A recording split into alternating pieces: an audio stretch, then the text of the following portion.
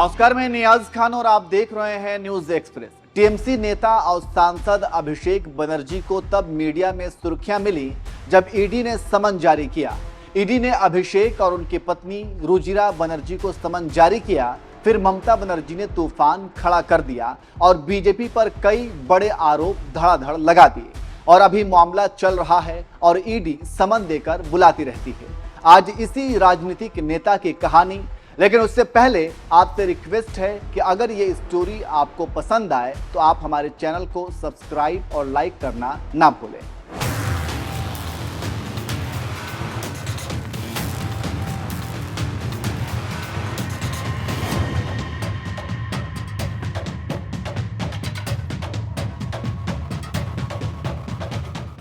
अभिषेक बनर्जी तृणमूल कांग्रेस प्रमुख और पश्चिम बंगाल की मुख्यमंत्री ममता बनर्जी के भतीजे हैं। वर्तमान में वह 2014 से डायमंड हार्बर लोकसभा निर्वाचन क्षेत्र के सदस्य हैं। 2011 से वो अखिल भारतीय तृणमूल युवा कांग्रेस के राष्ट्रीय अध्यक्ष भी रहे हैं। उन्हें जून 2021 में अखिल भारतीय तृणमूल कांग्रेस के महासचिव के रूप में नियुक्त किया गया था।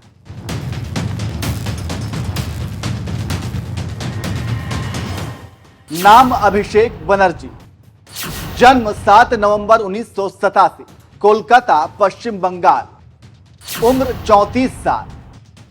पिता का नाम अमित बनर्जी, माता का नाम लता बनर्जी, पत्नी का नाम रुजिरा बनर्जी। शिक्षा MBA, पेशा राजनीति। अभिषेक बनर्जी का जन्म 7 नवंबर 1987 को कोलकाता, पश्चिम बंगाल में हुआ था। उनके पिता का नाम अमित बनर्जी और माता का नाम लता बनर्जी है। वो कोलकाता में नौ नालंदा हाई स्कूल और MP Birla foundation higher secondary school गए। फिर उन्होंने 2009 में नई दिल्ली में भारतीय योजना और प्रबंधन संस्थान से मानव संसाधन और विपणन में BBA और MBA किया। उनकी शादी 24 फरवरी 2012 को रुजिरा बनर्जी से हुई थी। दंपति के 2 बच्चे हैं। बचपन से राजनीति। तृणमूल कांग्रेस के राष्ट्रीय महासचिव अभिषेक बनर्जी जब 2 साल के थे तब से वो राजनीति में हैं। ये बातें अभिषेक बनर्जी की बुआ और बंगाल की CM ममता बनर्जी ने कही। बात दरअसल ये थी कि ममता और अभिषेक दक्षिण 24 परगना के काक द्वीप में एक रैली में शामिल हुए। रैली का आयोजन CM के भतीजे की 2 महीने की जन संयोग यात्रा का समापन के अवसर पर हुआ था।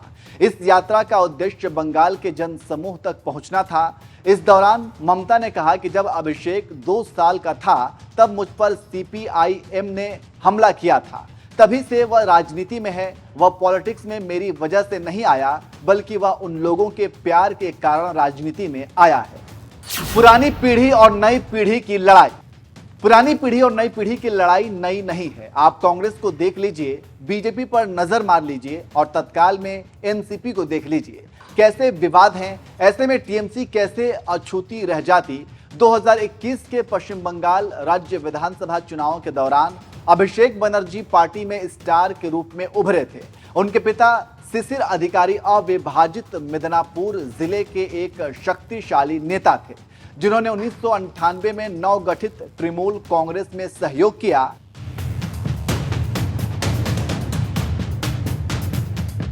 पार्टी में अभिषेक बनर्जी के बढ़ते रुतबे से शुभेंदु नाराज थे। उन्हें लगता था कि एक शीर्ष नेता के तौर पर सफल होने की संभावनाएं खत्म हो जाएंगी। तृणमूल कांग्रेस के सौगत राय ने भी अभिषेक का विरोध किया था। हालांकि बाद में यू टर्न लेकर दोनों नेताओं को समर्थन देना पड़ा।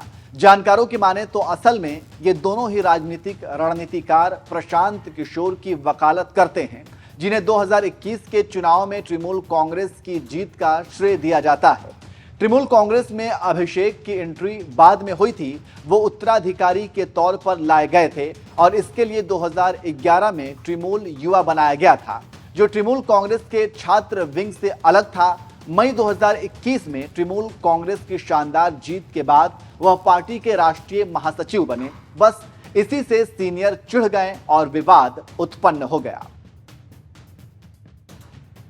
बुआ भतीजे के बीच तनातनी। जब महत्वाकांक्षा आगे बढ़ती है तो हितों का टकराव होता ही है। ऐसे में बुआ भतीजे भी टकरा गए।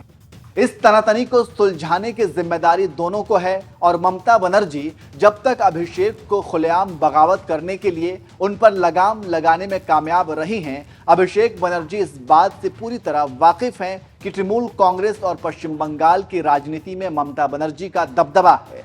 वह आइकन हैं, उत्साही और परिपक्व नेता हैं जिसकी टक्कर में कोई नहीं है।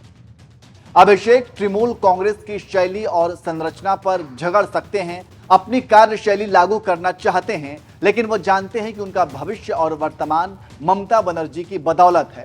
तृणमूल कांग्रेस के वरिष्ठ पार्टी नेता समझते हैं कि पार्टी का नेतृत्व आखिरकार ममता बनर्जी के उत्तराधिकारी के पास ही जाएगा और वह अभिषेक ही होंगे।